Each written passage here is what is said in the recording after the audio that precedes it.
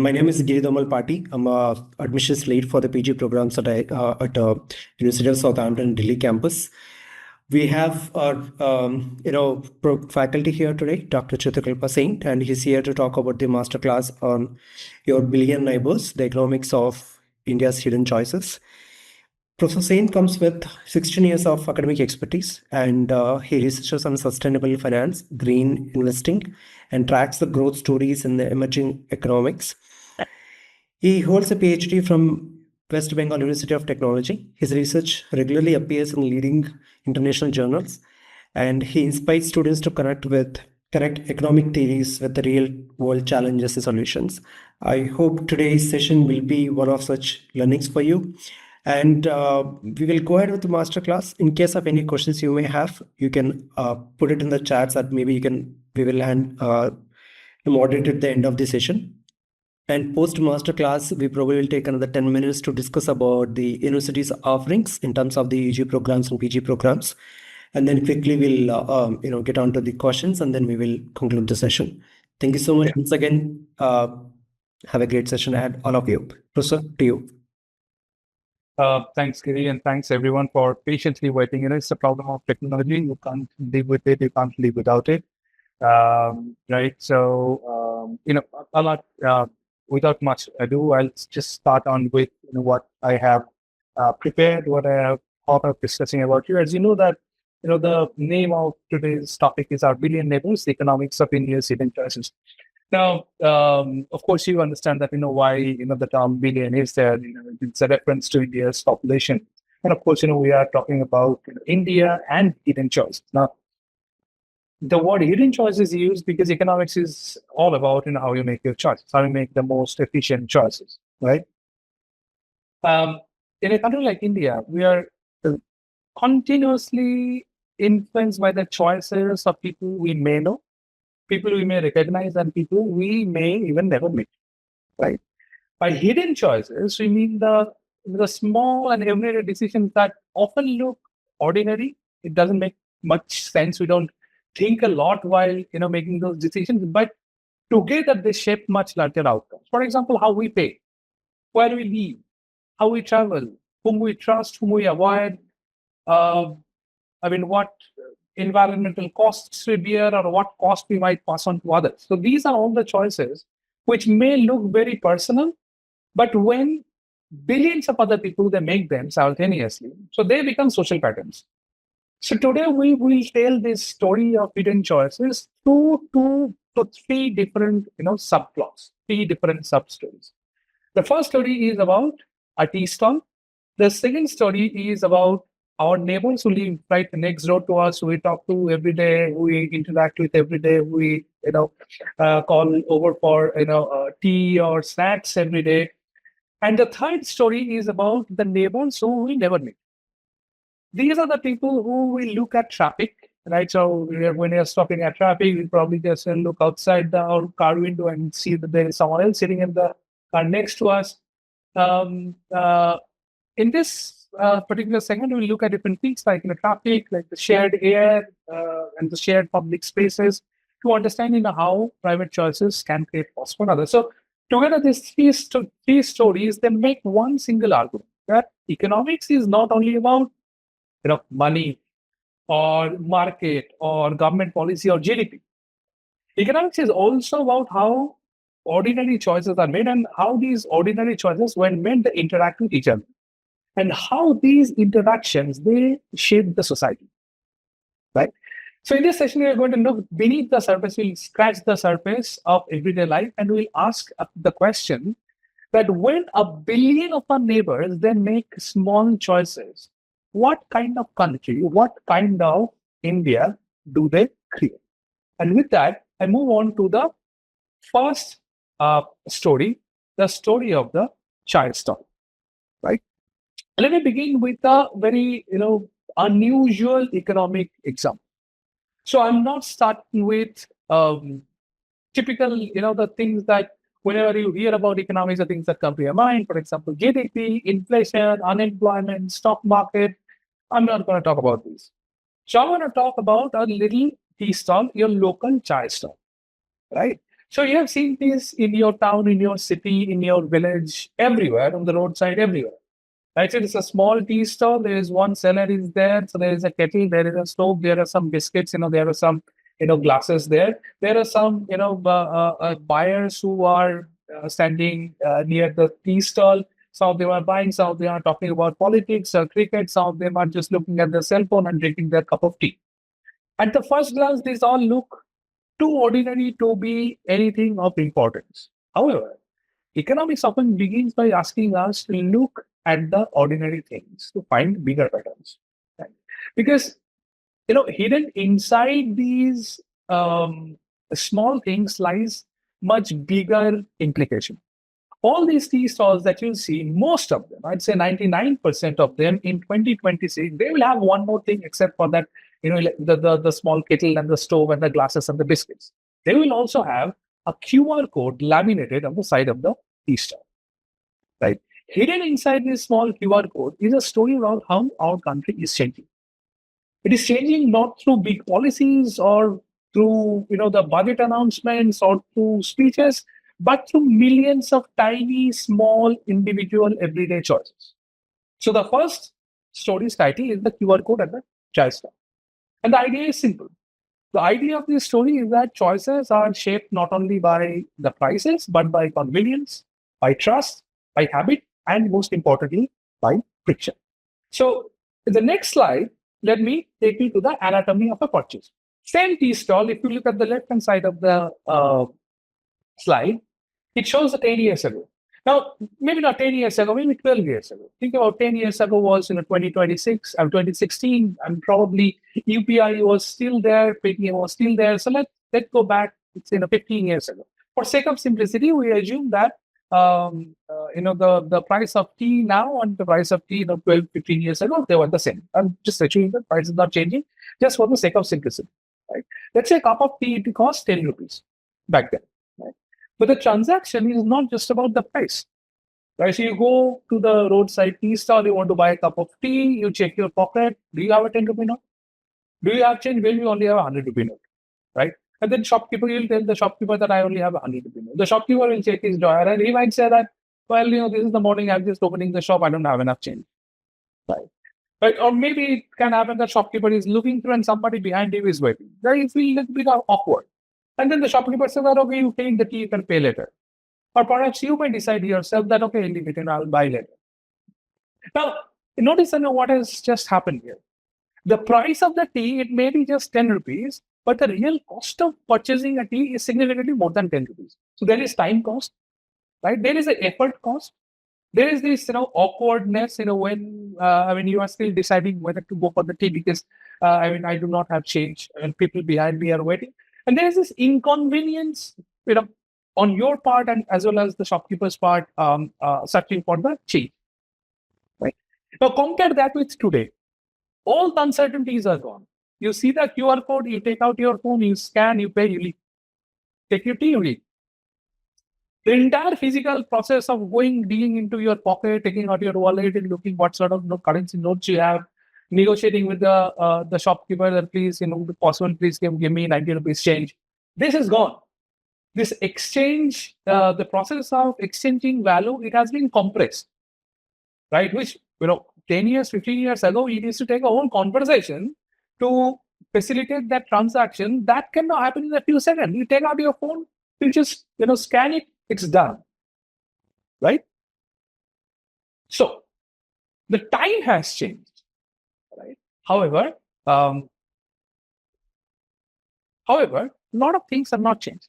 The tea, the product in this question, it did not change, right? The buyer and sellers, they did not change.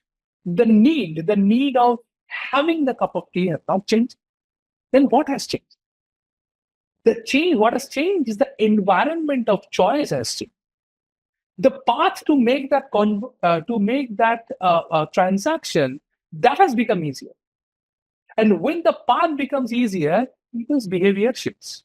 And this is one of the most powerful ideas in behavioral economics. People are not always sitting and calculating everything in their head, like a calculator or a computer. We respond to the conditions around us. Make something difficult, For example, let's say somebody tells you that if you want to buy a cup of tea, you need to fill up this 12-page form. Nobody will buy it. You make something difficult, even a willing person who is very thirsty for a cup of tea, they will not do it. But you make something easy, and even a casual person who is otherwise, not, will not be doing it, so they might do it repeatedly. And this is how behavior changes. Okay. At this point, let me ask you a very simple question. How many of you have bought something recently? Right? It can be coffee, it can be groceries, it can be, street food, it can be an auto ride, metro ticket, anything that you might not have bought if you had needed the exact amount of cash. Right? Now, often, when you go to the market nowadays, we do not carry any cash with us or very little amount of cash. Now, if that is made compulsory, that you have to come with the exact amount of cash, otherwise you cannot make this transaction, most of us will not be able to buy a lot of things. So this is not only a question about payment, it's a question about how much of our behavior is shaped by these small frictions. Sometimes we think that people make decisions because they deeply value something, but it is not like that, right? So, most of us, we use UPIs nowadays. Why do you use UPIs? Right? One argument is that if you are using UPIs, every transaction is documented electronically, so it makes the economy more formal. But do you really wake up in the morning? Do any of us, do we wake up in the morning and think that, okay, my responsibility is to make India a more formal economy, therefore I'll be using UPI? No, we don't do that. We do not think about whether we are contributing towards formalization of Indian economy. We simply go to a shop and we ask, do you take UPI? If the answer is yes, our behavior changes. We stop carrying cash. Right? Okay. Now, in the next slide, you can see that there is the cost of 20 rupees cup of chai, and there are two columns. Three columns, right? Two are one is physical cash, one is QR payment. If you look at the column that shows the physical cash, you'll see that in both the columns, the nominal price of the cup of tea is exactly the same, 20 rupees. But in the cash column, so there are other costs as well. There are time costs that I have mentioned. It may be a few minutes. Especially if the seller has to look for change, or even you have to look for change, whether you have enough small changes. The physical effort, it may be going through your pocket, going through your bag and taking things out to see if you have a 10 rupee or 20 rupee note. The awkwardness cost also, people are standing behind it. It can be small, but it may be somebody from behind is telling you, please do it fast. And if you don't have money, please let us buy it. So you feel awkward, right? We all know the feeling of holding up a queue, right? Or saying, I don't have small changes. In digital world, none of these costs, they appear. All of them, they disappear simultaneously. There is no time cost. Time cost is a few seconds. It's just a wrist movement. No awkwardness. The transaction becomes smoother. And this is why economics, it sees more than price, right? So if you have ever taken economics in your 11th and 12th, you'll know that, or if there is any master's candidate here in your undergraduate, see that, we keep on talking about, how economics is all about the price and quantity, demand and supply, and, how determines price and quantity. Economics sees more than price. The price is just the visible part. The friction behind it is actually hidden. But remember something, that something is hidden that does not make it less important. More often, it is the hidden costs, that decides people's behavior. So we're still talking about a cup of tea. See, something as simple as a cup of tea, it has led to this entire discussion that we are having for last 12, 13 minutes. Now, think of this transaction, buying a cup of tea, like an iceberg. So you can only see the price, which is at the top of the iceberg. And behind it, underneath it, there are a lot of things. There are time effort, there is awkwardness, something that we have all discussed. Okay. However, there lies in certain other things also. You have to trust the seller. And the seller has to trust the payment method. And it is this trust that makes the transaction complete. If you do not trust the app through which you are paying, so like this app has glitch. All right, so when I try to make the payment, it will show the money is gone, but the seller is saying that money is not received. So the transaction is not complete. Right, so all these sort of costs, right? So those are non-monetary costs. Time, effort, awkwardness, searching for change. the trust, the cost of trust. These are all the transaction costs. This transaction cost is the cost of making an exchange happen beyond the price of good itself, right? And once you see, once you start seeing this transaction cost in your day-to-day activities, you'll start seeing them everywhere. Everything has a transaction cost, right? So we have made this simpler, right? So this webinar, it could have been very well in the campus. We could have asked all of you to come to the campus, get into a classroom, sit in the classroom. I'll be there in person, and I would have been just talking to you, right? So it had benefits, right? So the first of all, you could have met me face to face. Of course, another benefit, being the 12, 13 minutes that we have lost, because of the English internet, that would not have happened, right? However, that had transaction costs. So you may be from different parts of the country, even different parts of Delhi NCR. So you all had to make that effort to come to the campus at a certain time. If you are coming with your parent, then that that parent would have to take a leave on that day so that they could come with you, right? So every single thing has a transaction cost. You are here; it also has a transaction cost, right? So you could have done something else, right? So you're sitting in front of a laptop, right? So it's in a night time, you have bright screen. So we're looking at your laptop for 1 hour, it might water your eyes. There are a lot of transactions. There can be a lot of transaction costs. Apart from this, like I just mentioned, a form that is too long, it has a transaction, right? For example, a scholarship application that requires way too many documents. It has a transaction cost. Not too many people will be able to, fill up that transaction, fill up that scholarship form properly. A government website, which is glitchy and it's too complicated, too confusing, it has a transaction cost. Not many people will be able to, get the benefit of schemes over there. Let's say a vaccination center which is far away from a particular locality. It has a transaction cost. Not many people will be able to take their children to the vaccination center, so not all of them will be vaccinated. So transaction costs, and remember, these are not just the small irritations. And this transaction costs, they decide who participates in the system and who are left out. Okay. Now, this particular slide that you see, it's the triangle that you see. This is the social architecture of digital trust. Remember, what I have just mentioned, the QR code that you see on a T-Cell's shop, right, stuck right next to it. It is not only about convenience. It is also about trust.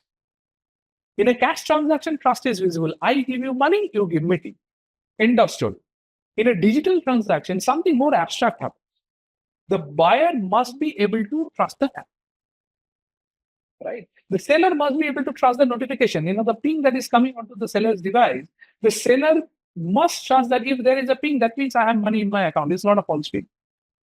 And both you and the seller, you must be able to trust the banking system. You know that if my app is showing that the money has been paid, that means the seller has received the money.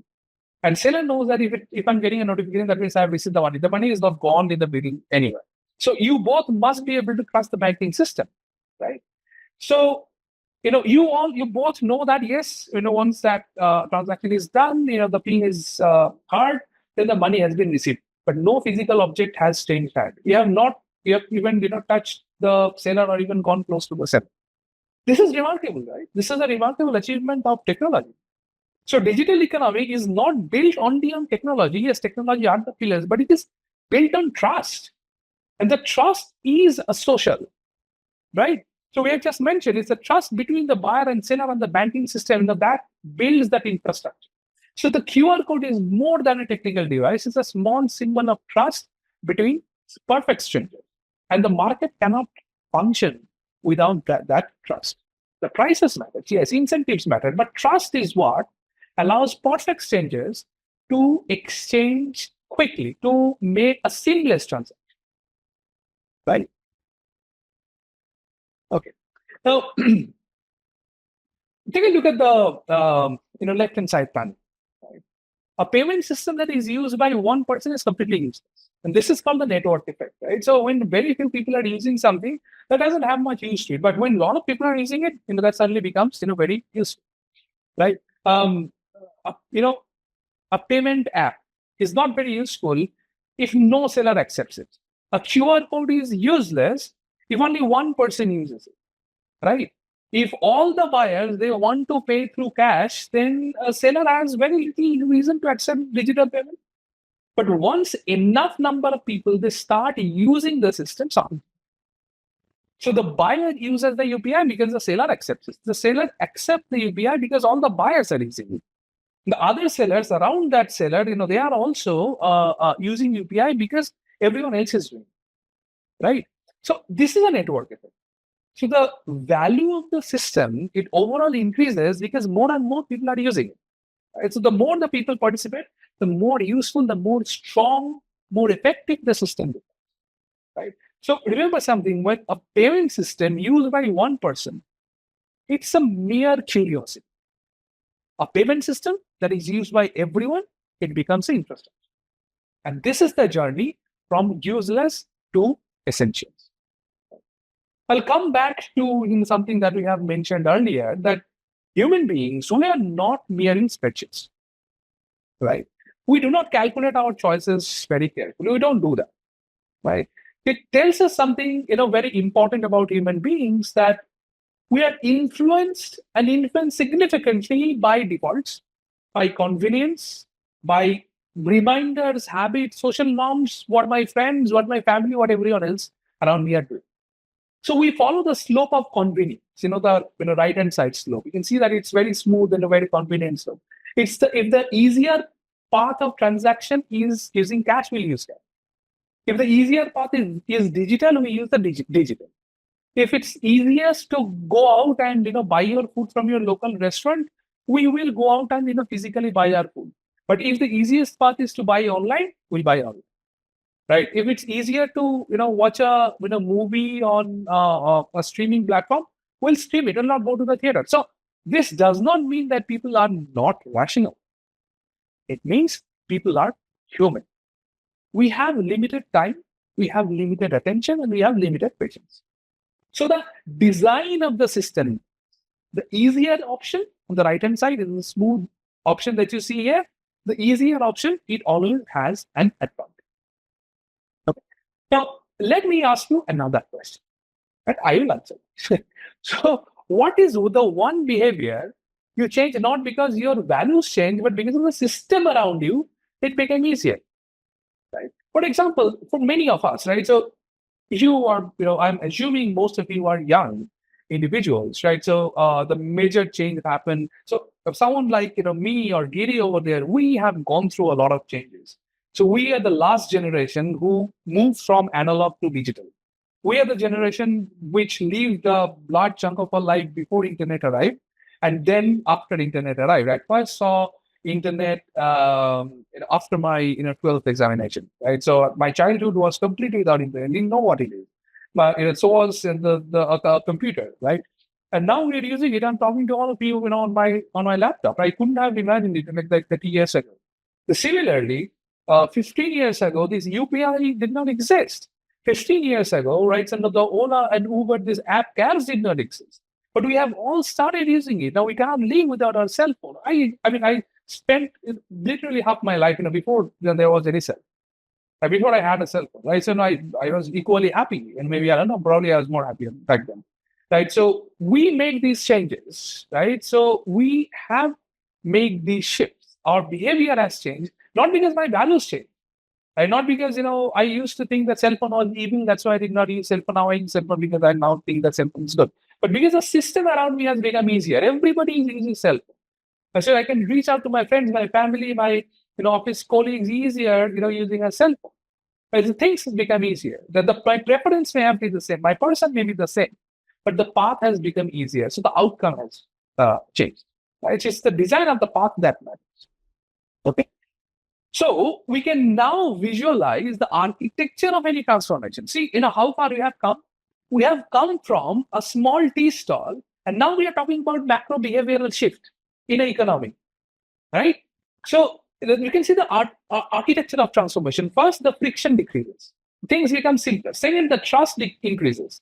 The trust between the buyer and seller, the trust with the system, it increases. And third, the network effects begin. Enough number of people, they start using it. And when all these three come together, there can be a macro behavioral shift. Now, macro behavioral shift, you might say, oh, that's a big phrase. I don't know what it is. The idea is simple.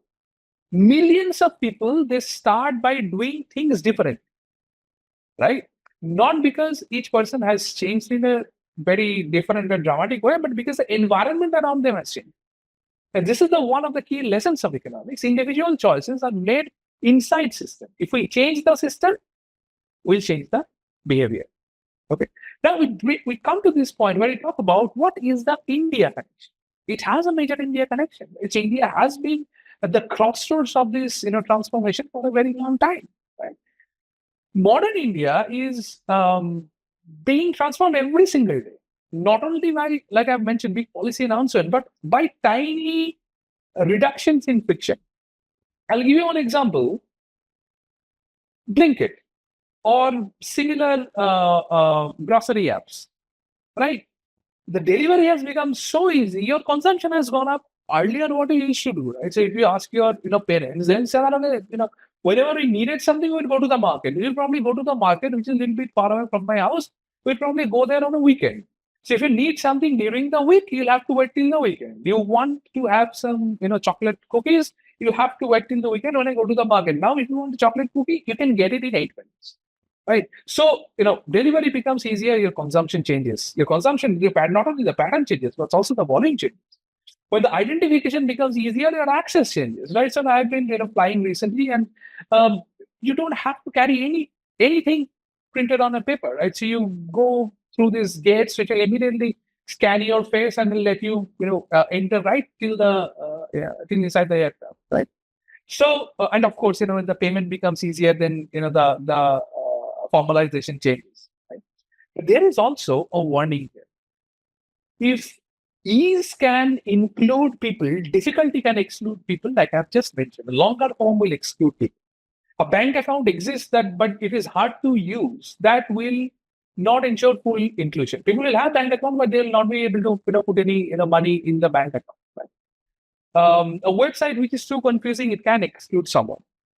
A process which takes, let's say, 2 weeks instead of 2 minutes, it will exclude people. So when you ask why people do not enter into the formal economy in India, or why they do not save more, or why they do not buy insurance, right, or why they do not use some sort of a public service, why they do not take benefit of certain government scheme, we should be very careful. The answer is not always ignorance. The answer is not always lack of interest or even a lack of money. Or it is not even always a resistance to change. Sometimes the system simply makes the better choice too difficult. And that is an uncomfortable thought. As economists, as future students of economics, you should be able to deal with this, that economics will force you to ask some very uncomfortable questions. And you have to think about this question. So it means that the formalization, right, and social change, these are not only about policies and values. Right? These are also about whether someone has bothered to make the process any easier. Okay, so progress may depend partly on these small convenience choices. So, the first hidden choice is that we often do what is easiest, not what we carefully decided after deep thought. And this does not make us weak; it makes us very much human. So, if you want to understand India, we should not only ask what do people want. We should also ask, what do people trust? What do people find easy? What do people find too difficult? Right? What does the system make convenient, and what does the system makes a little less convenient? Because very often behavior changes when the better system becomes the easier choice. Okay. Now, convenience is only one force shaping our choices. So we have just in this part we have talked about our neighborhood tea stall, right? And I mean, we'll now move to a bigger picture. Sometimes our choices are also shaped by other people. Other people think so what they do, what they live, what they believe, what they think, what we think that they will do next. So when people respond to each other, the society sometimes produces outcomes that nobody has individually planned. And this is where we start our next story. We talked about our neighbors. Now we talked about our neighborhood next door, the city that divided itself. We have moved from the market to the city. Okay. In the first story, we have seen that people often follow the path of least friction. A QR code, it made payment easier, behavior change. Now we move on to a little more unsettling question. Can a city divide itself? If you look at this diagram below, you'll see that there are two sets of houses, blue and red. They're equally distributed on both sides of the road. They are not marched together. Blue houses next to red houses. Right? So the city is divided. Why can a city? How can a city get divided? So do you think that the government might say that no, this kind of people should only live in this part of the city, and the other kind of people must live in the other side of the city? Not because everybody openly, wanted this sort of separation, not because the government ordered it, not because people sat down together and decided, no, we will separate our areas. We live in a divided city. A city can sometimes become totally segregated through very ordinary and individual choices. And this is the puzzle of the story. And this is why economics is very powerful. It shows us some of the biggest social outcomes do not come from one big decision.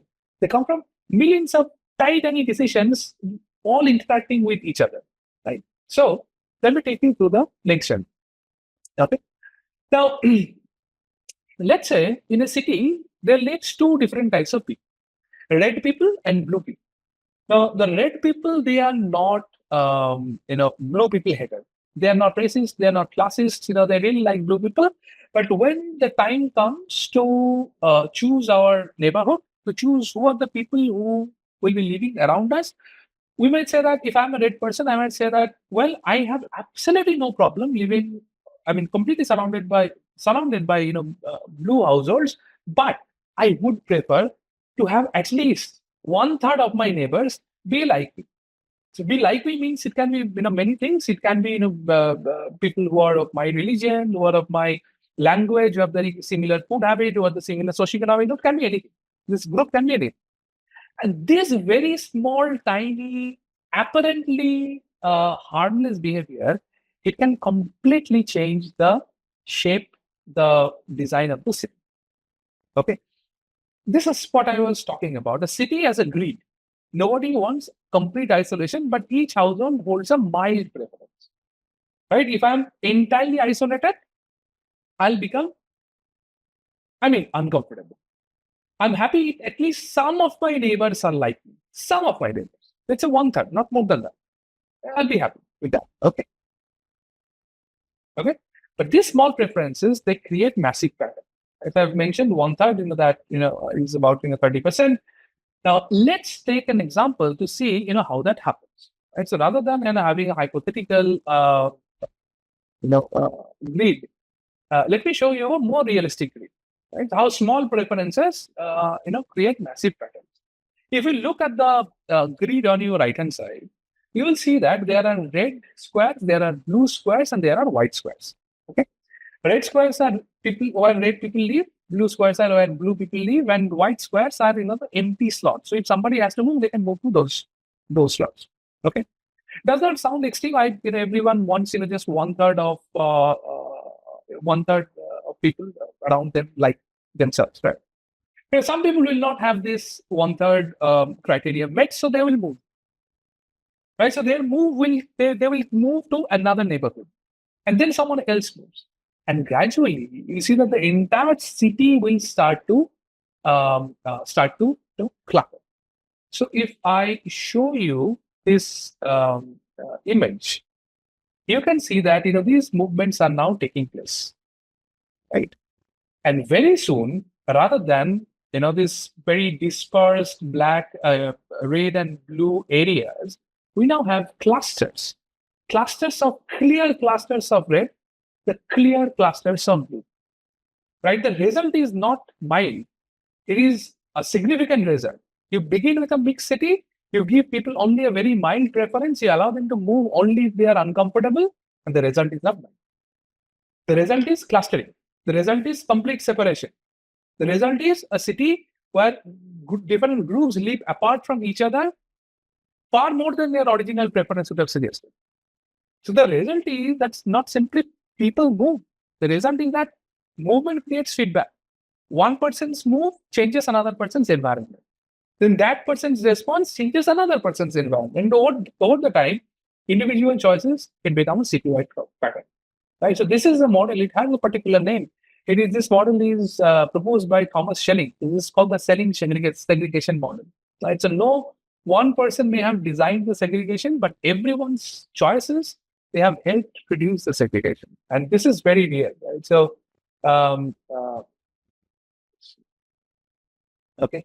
So the transition, right? The transition, the effect of the transition, these are quite significant. So on this slide, you have a just a imaginary city, right? And so you'll see that how segregation is not by the segregation is basically done here, but by not one abstract variable, but through a lot of other reasons, combined reasons that are coming from everyone's collective decision making, and sometimes the reasons come from many deep-rooted facts. For example, it can be income inequality, it can be historical disadvantages, it can be complex daily choices. You want to live close to the metro line, you want to live close to your office in the business district area. So there can be many reasons why this might happen.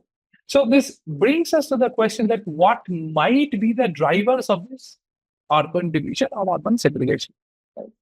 So although, there are reasons which can be personal, which can be systemic, or which can be market driven. For example, personal can be food habits of family and bias. Systemic can be caste networks in a country like India, or religious comfort or language.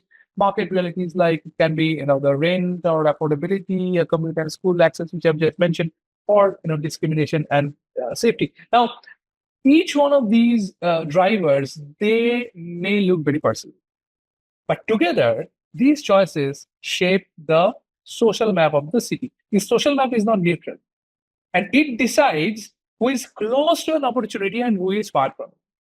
And I have mentioned this word opportunity, right? So this is the key turning point. This residential segregation model, right? Which once again, it's a function of people's behavior around you. The residential segregation, it becomes opportunity segregation. When people live in different parts of the city, they do not have equal access to the same facility. Some neighborhoods, they will have better schools. Some neighborhoods will have better hospitals. Some neighborhoods will have better banks, ATMs, supermarkets, coaching centers, park, metro station, and even safer streets. So other neighborhoods, they may not have all of this. So the result is that opportunity is no longer distributed only by the talent or the effort of the people who are living there. It is distributed by location. So a child's access to a good school, it may depend on whether the family can afford to live in a certain area. A patient's access to a good hospital may depend on whether there is proper transportation. A student's access to college, it may depend on safety and commute, right? And we have seen this all around us. If you think about, I don't know, which city you are from, but this residential segregation happens in pretty much every city. Cities become an opportunity machine, but not everyone is placed equally inside that machine. For example, take Gurgaon. If you know how Gurgaon looks like, there's a highway, Delhi-Jaipur highway, which cuts Gurgaon through half. Right? So if you're coming from Delhi, on your left-hand side is the more modern DLF area, on the right-hand side is the old Gurgaon. Right? And these two parts of Gurgaon, these are two different worlds. If you think about what the metro stations are located, they are all located on the left side. If you think about where the elite schools are located, they are all located on the left side. If you think about where the good private hospitals are located, they are all located on the left side. Right? Now, this creates this segregation, therefore, it creates unequal opportunity. People on the other side, they have not done nothing wrong, absolutely nothing wrong, but they do not have access to the same opportunity which the people of the other side have. So someone who is living on the left-hand side, so their kids can go to a very good school because that school is only 30 minutes away from their home. The people who are living on the right-hand side, they will not be able to send their kids because that school is 1 hour and 30 minutes away from their home. So it will be 3 hours for a kid on daily commute, right? So these are big problems. And even something as simple as where ATMs are concentrated or banks are concentrated, that can also depend on this segregation. Now, the segregation, it actually matters more than numerical averages. Right? So a city may say that we have enough schools, but where are the schools? A city may say that we have enough hospitals, right? But who can reach them? Which neighborhoods they have them? If you look at these two diagrams on the right, both city and city B, they have the average equal number of schools. But if you look at the distribution of the schools, city B has all the schools concentrated in one side. So although the numerical averages they are the same for both the cities, the actual scenario is far from the average, right? And this is the custom, right? So individual preference, it triggers residential sorting that we are seeing. Residential sorting, it dictates what the services will be allocated. The service allocation, it creates unequal, opportunities. In simple words, we can say that the preferences become maps, and the maps then become opportunity. The line right at the bottom. Okay, so this is the heart of the story. The choices may begin privately, but the consequences can become very much public. Even in India, as the cities grow, the question is not only how large they become, the question is what kind of opportunity map they create. So do they connect enough people to schools, hospitals, jobs, transport, finance and safety? Or do they trap people inside these unequal geographies? Right? So society is the outcome of the choices that are utilized. Okay. Now, so we have met two kinds of neighbor. We have completed two stories, and with your permission, I'll probably take 5 more minutes because we started a little late. So we have seen two stories. One is the first one is the neighbor in the market, showed that in how convenience in the tea stall, it convenience shaped behavior. The neighbor next door, it shows that how individual preferences can create a very divided city. But there is another neighbor, which we have mentioned right at the beginning. The neighbor we do not see is the person sitting behind us in traffic. Is the child breathing the air that we are polluting. It is the family living near the garbage dump that we throw. It's the pedestrian who is trying to walk on a road where public space has disappeared. It's gone. This brings us to the third story, right? It's the story of the neighbor that we never meet, the architecture of friction, right? And this is the story about traffic, smoke, shared air. The central idea is very simple. Our choices, they are not self-contained. Sometimes my private convenience can become someone else's private cost, right? I make a decision, but its impact will not be confined only to me. My neighbors, people who are around me, they are also impacted by my my decisions, right? Okay. So from convenience to chaos, think of a normal morning in any Indian city, right? So you wake up in your city, Delhi, Mumbai, Bangalore, Hyderabad, whatever, right? You wake up and you start, getting ready for your college or your workplace, right? So every one of us, we are trying to solve a very personal problem, right? So I'll take out my car because it is more convenient, right? Another person will book a cab because the metro is crowded.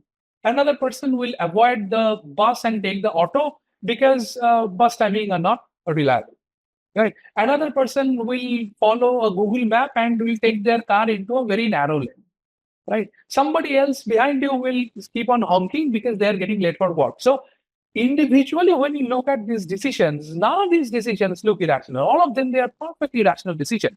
In fact, each person, they may be doing the absolutely best that they can. They're taking the best decisions that are available to them. But when tens of thousands of people, they start making the same kind of individually sensible choice, the city, it produces an outcome which actually nobody wants. So there will be congestion, there will be noise, there will be pollution, there will be wasted time, there will be stress, there will be everything. Right? So remember this, the first point of this story is that a choice, it can be privately rational or reasonable. You as a private person who is making the choice, you can be perfectly, reasonable with the choices, the best thing that I can do. However, your choice, and because everyone else is taking the similar choice, it can collectively damage everyone around you. So this is why economics is not only about what one person chooses, it is about what happens when many people they choose at the same time. Think of the anatomy of a traffic jam, right? So if you look at it from the top down point of view, it looks like this city has this public transportation. It has completely come to a halt. It has stopped working. But this is not result of one person's decision. It's thousands of people's decisions. They are layered on top of each other.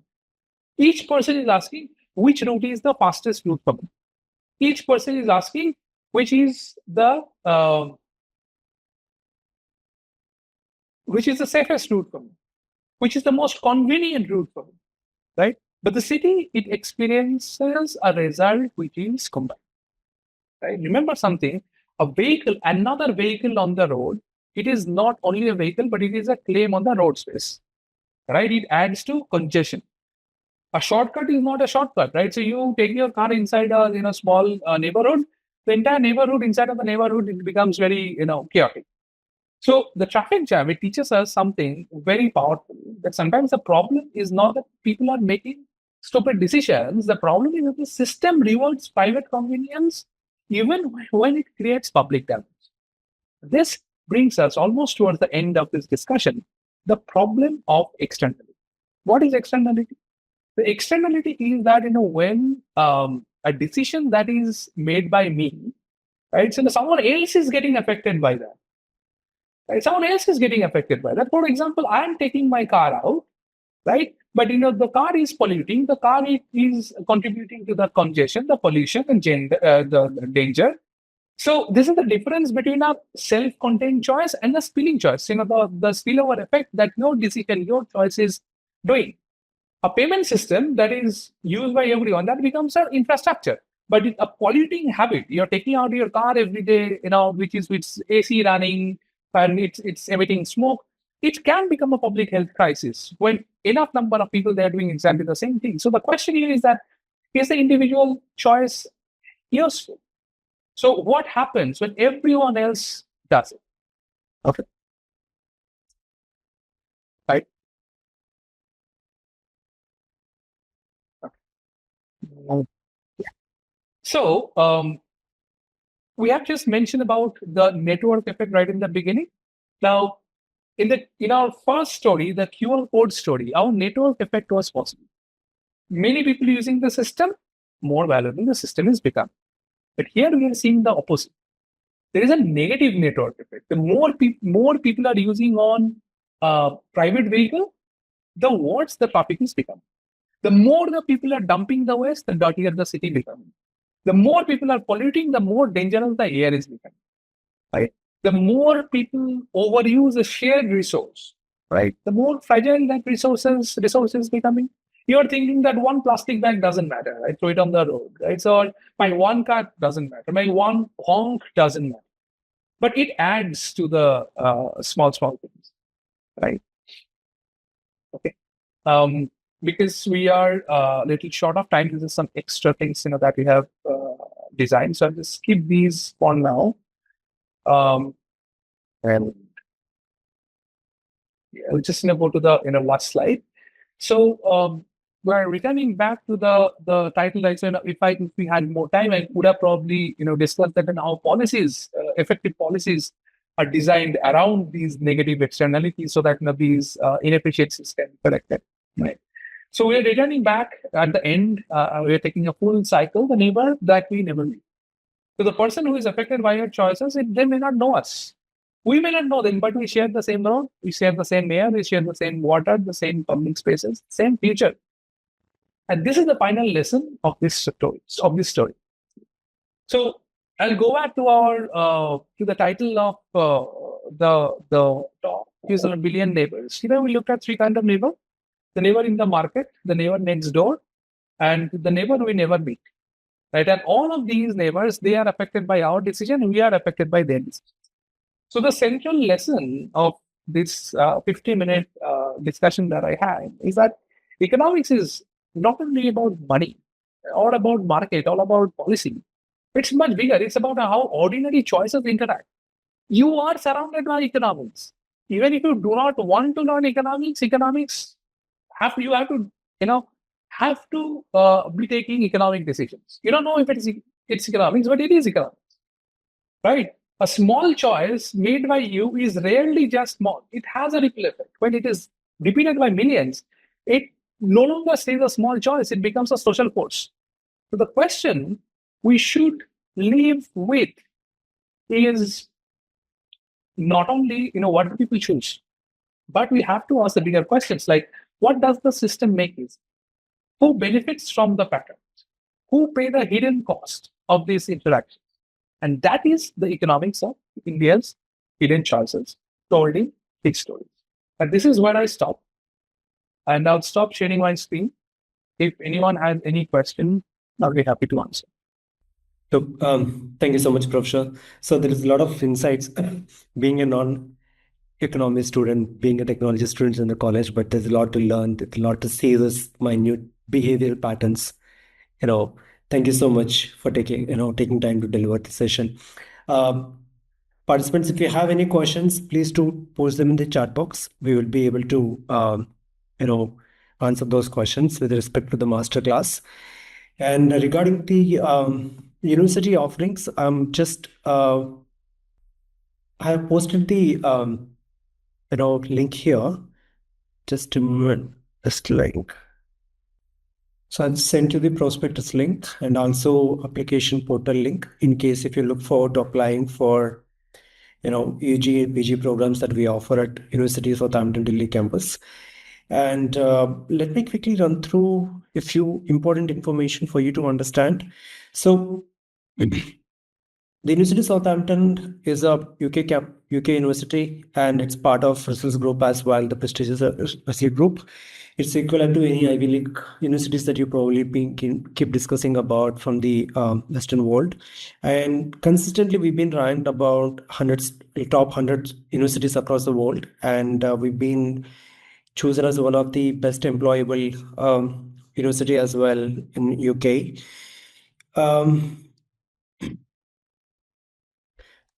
Like I mentioned, we are the part of the founding members of UK Research Intensive Russell Group of universities. And so we heavily focus on on the research part, to pushing our boundaries and working on the edge of human knowledge. And this is the main areas that's including the economics that we discussed today, and then AI, data science, sustainable resilience, and engineering and decarbonation is some of the other areas that we are also focusing on. And recently we have, Indian and UK government had an MOU to bring in the top UK universities to India and deliver exact modules that has been offered in UK setting. And through that national education policy that has been developed in 2020. So we've been signed an MOU with Indian government and have been set up in a campus, our 9th campus. In fact, our 7 campuses are there in UK, and we have one campus in Malaysia. This is the 9th campus, which is in India. And the arrangement is to deliver or teach what exactly we teach and how exactly we assess in UK, the same modules and same programs as well.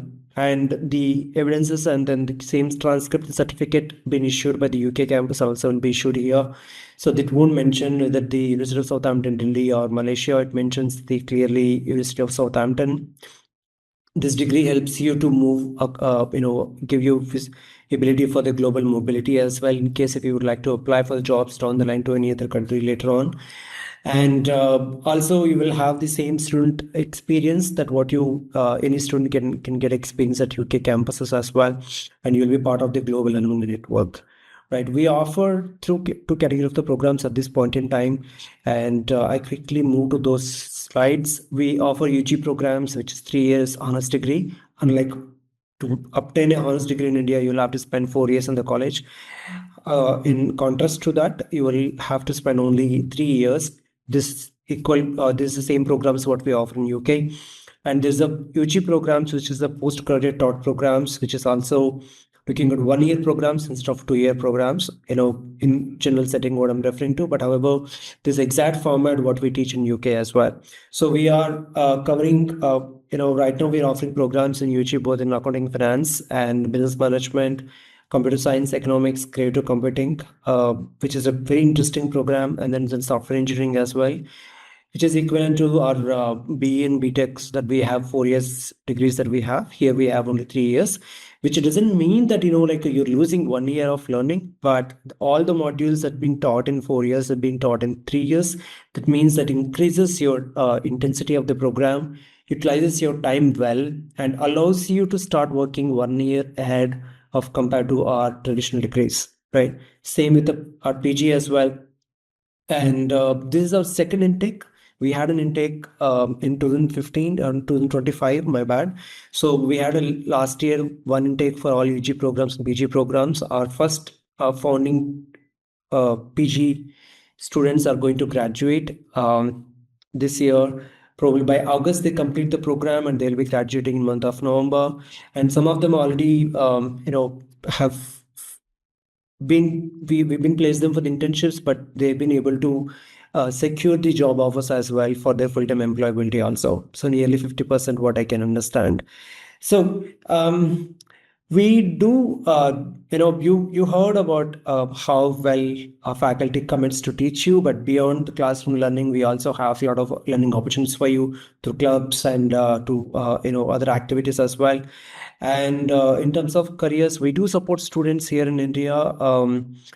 Starting with the SAP student innovation projects. That's a 4-week long projects that one can have in a hands-on applied learning experience. And there is a career one-on-one career sessions.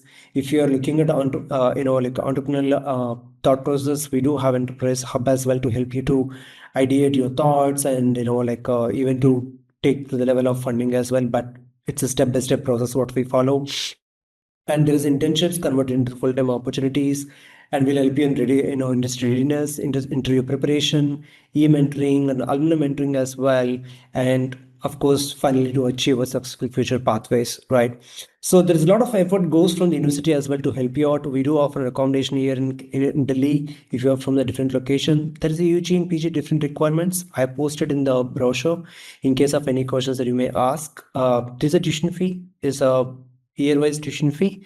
We don't take any additional deposits or admission fees apart from this fee, and we will help you to understand more regarding that. There are lots of scholarships. This is a bunch of scholarships that we offer, and right from 100% to the 50%, 25%, and there is there's a separate scholarships for working professionals as well. If you're from aspiring to study finance, data science, economics, and if you're already working in the industry and you would like to enroll for a full-time master's program, you do have attractive scholarships here. So we have all this information in your brochures, but in case if you have any questions, you can reach out to us. So I'll straight away take to the contacts, and so yeah, here is it. So you can reach out to us in case of any questions. With interest of time, I'm trying to conclude the session sooner. But if you have any questions to me or to Professor, do post them in the on chat box. We are happy to answer those questions.